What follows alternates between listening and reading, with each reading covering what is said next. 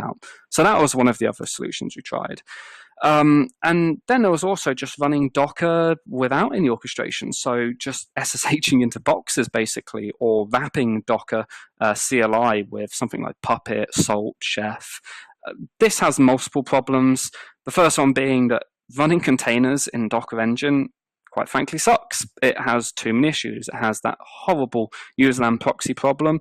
It has just an endless number of reasons why not to. And I put all these in my previous slide deck, which I've now lost. But I've also mentioned a lot of them in my article, so feel free to have a read of the article to go into more detail. Docker as an ecosystem has some very significant problems.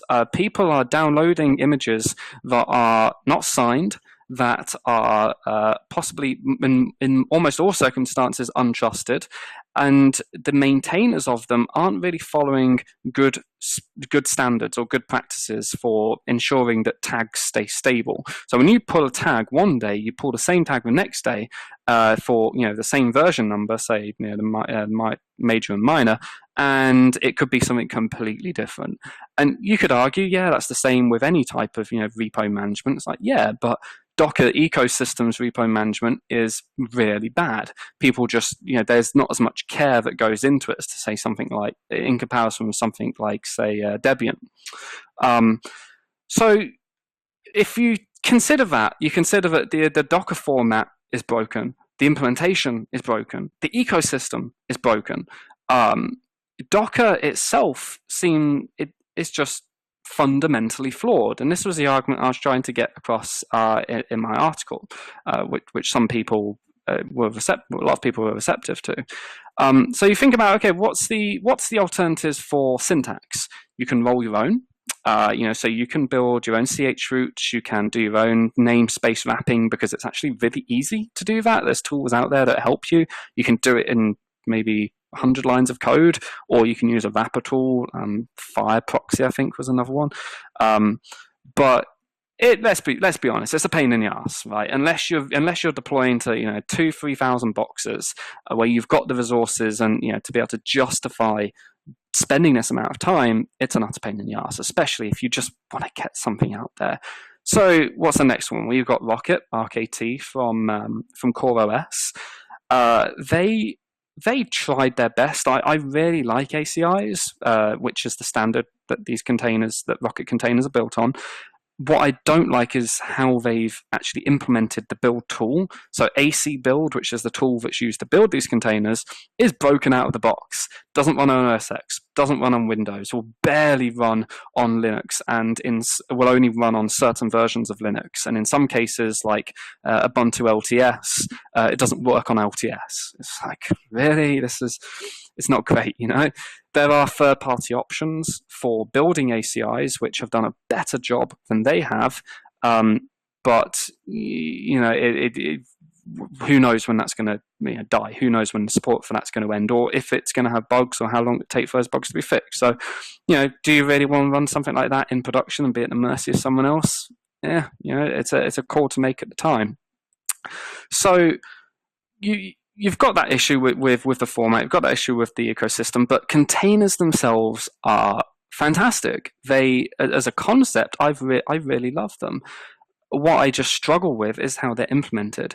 And what I've learned is that Docker is only about 50% responsible for this problem. The other 50% is with Linux. The way that they've implemented namespaces and C groups, stuff like not being able to protect against simple fork bombs, being able to control resources.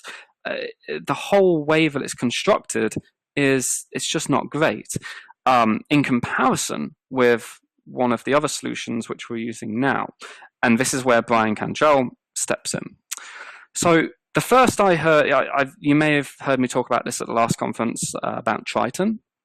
So Triton sits on top of SmartOS, which is a fork of Illuminous, which is a fork of OpenSolaris, which came from SunOS. So a long line.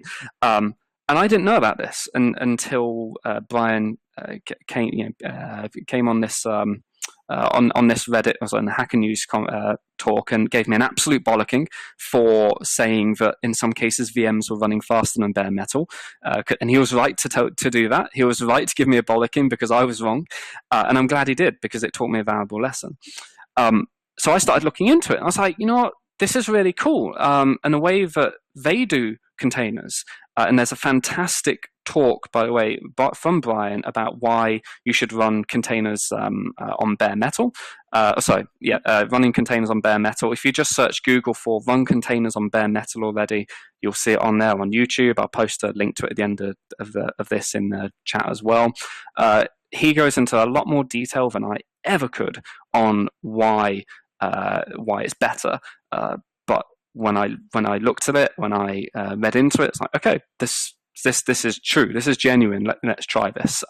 So I tried it using something called LX Branded Zones, which is syscall emulation. And when I did the when I did the ClueCon talk a couple of weeks ago, we were in that process still. We were still benchmarking it. We were still trying it out. We've now got to the point where we've tried it out. We've got a decent amount of production platform running on there to try it just in the lab, so no production traffic at the moment, and it performed fantastically. Not a damn problem. Everything right down to scheduling, to orchestration, to ensuring that resources are split correctly. It hasn't missed a beat. I'm really, really quite surprised. I was expecting this to be, basically for Smart or for Joint to turn into yet another Docker and for me to be slating them, but I was pleasantly surprised. So performance is fantastic. The orchestration and scheduling that they've put in there with Container Pilot is fantastic. Apart from that, I haven't got much else to update with this at the moment with Triton, because we are still releasing it internally. We are still trialing it. We're not going to be ready to do a talk on this probably for another 2 to 3 months. But once we're happy that this has been running stably on our side internally, and that that it's good enough to be putting out there and to be recommending, I'll be doing another talk to go into exactly how we deployed it, all the problems we ran into, because it's not bug free, right? I've run into 25 bugs so far. None of them deal breakers. Some of them, they were annoying, but not entirely their fault either for some of them. So I would highly recommend that you look at that. There's some lessons to be learned from this, though. Containers they're not the be-all and end-all solution, right? They only solve a very small percentage of a workflow and pipelining issue. If your dev workflow is fundamentally broken, containers will do nothing for you. All you'll end up with is dirty containers, just like you end up with dirty hosts. The only difference is that you get less introspection and less ability to go and see what the hell those containers are doing.